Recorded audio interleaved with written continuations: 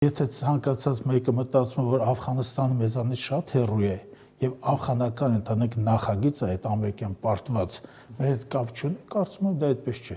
Նույնիսկ միջնադարում հայկական առանձին իշխաններ նույնիսկ Աֆղանստանում պաշտոններ են վարել։ Մենք այդքան հեռու չենք։ Ընդ որում խնդիրը այստեղ մեր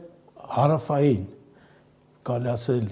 հաստատուն բարեկամական մեր նկատմամբ զգացումներ ունեցող Պարսկաստանի հետ է ամեն ինչը կախված։ Տեսեք, կան իսկապես թերահավատներ եւ կան թրիպի հետ հույս կապողներ։ Այո։ Դուք այսինքն առաջին խմբում եք։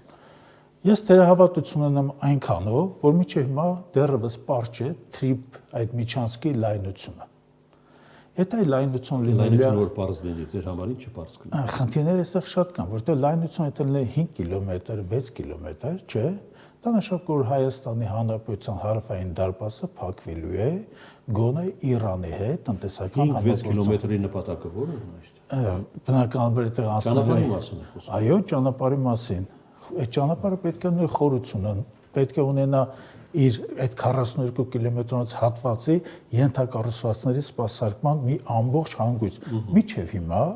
արդեն ամիսներ են անցել, միջև հիմա ոչ մի ճանապարհաշինական, այսպես թուղթ, ոչ մի նախագիծ, ոչ մի շինարարական ինչ որ հավելվածներ չկան կնքված, պարզապես գոյություն չունեն։